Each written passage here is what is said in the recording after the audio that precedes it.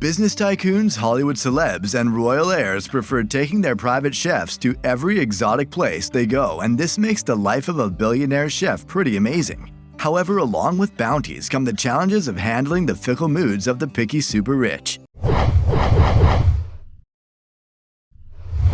Welcome back to another episode of Insane Wealth. In this video, we will look into the fabulous yet grueling lives of billionaires chefs. Six-figure salaries, all-paid vacations, and fat tips are accompanied by humongous tasks of fulfilling outrageous demands. Watch this video till the end as we dissect the good and bad of these chefs' lives one by one. Let's get it on. The first step towards becoming a big chef is to go through the arduous process of graduating from one of the world's renowned culinary institutes, like Le Cordon Bleu in Paris or the Culinary Institute of America in the US. The high costs and efforts that went into securing a degree are likely to bring rewards in the form of fat salaries like $65,000 to $100,000 per year. But being the head chef of a busy Michelin star restaurant means long working hours, huge responsibility of satisfying thousands of customers, and constant stress. The alternate is working for a very high net worth individual and focusing efforts on the astronomical happiness of a single but possibly demanding person. Billionaire chefs end up making more money to the tune of $120,000 a year. This varies according to the frequency of meals, the size of the family they're cooking for, and special occasions, but these chefs are always surrounded by extravagance. They get to live in super luxurious homes on massive estates in the most exotic locations in the world. They experience things like yachts, private jets, and all-paid lavish vacations. Private chefs can also expect to receive some pretty generous tips from guests, apart from tons of gifts and bonuses from their reclusive billionaire bosses. But how do the chefs balance the benevolence of their bosses with their occasional outrageous demands? Chef Michael Harwood, who has cooked for English composer Andrew Lloyd Webber, some A-list actors, and international billionaires, shares some shocking inside stories. He says that some A-list celebs are misers and don't eat much, and when they do, it doesn't take rocket science to cook for them.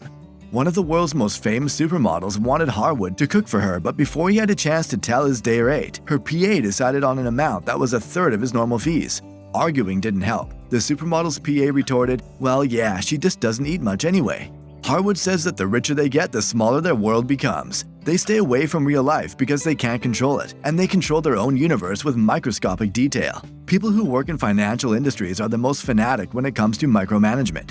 One of Harwood's early clients had a specific pet peeve when it came to strawberries. It had to be cut from stem to tip, then left to right. If he served a bowl of strawberries the wrong way, he'd send them back. Once, Harwood was accompanying his Italian billionaire boss on his 300-foot super yacht that was designed to look like a NATO expedition vessel. It was armed with an ice-breaking hull. The boss's wife had a sudden craving for pineapple. The request was simple. She wanted pineapple. At the time, they were somewhat near the tropics in Tahiti, and the vessel had run out of the fruit. Madame was insistent the chef was sent out with a machete, a stepladder, and a helicopter, and was told to not come back without a pineapple. He came back with the pineapple.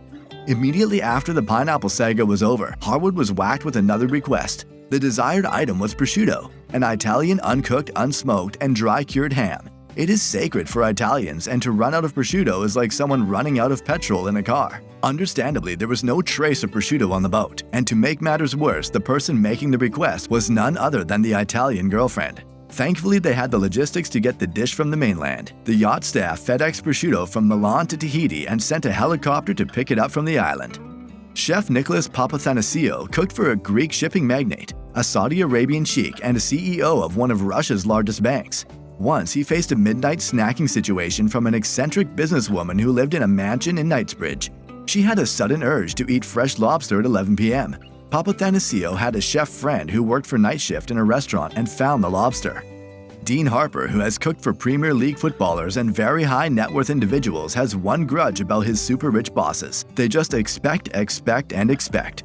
Once, his client came to his kitchen at 1 a.m. demanding champagne, truffle, and caviar for a guest who had just arrived. It was ridiculous, says Harper. The lack of a house manager also complicated an already chaotic household where grueling 18-hour days were commonplace. But once you learn to handle the tantrums of the super-rich boss, there are sumptuous rewards other than villas, yachts, and vacations. There is cold hard cash on the other side of a pineapple challenge. After working 2 weeks for a Russian oligarch, Harper was pretty sure that his boss is one of those dark, cold people, but then he realized there are fat stacks of 50-pound notes in the oligarch's night suit pocket.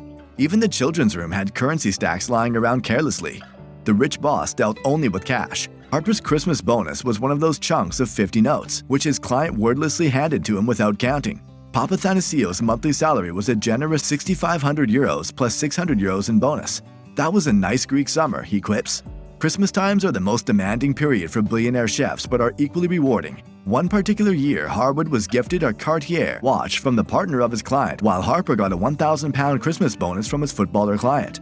With this, we'll wrap it up, folks. Which is the most fascinating part you found about the life of a billionaire chef? Let me know in the comments below. And if you liked the video, please press the like button, subscribe to our channel, and hit the bell icon so you don't miss our amazing luxury lifestyle videos. Thanks for watching. See you in the next video.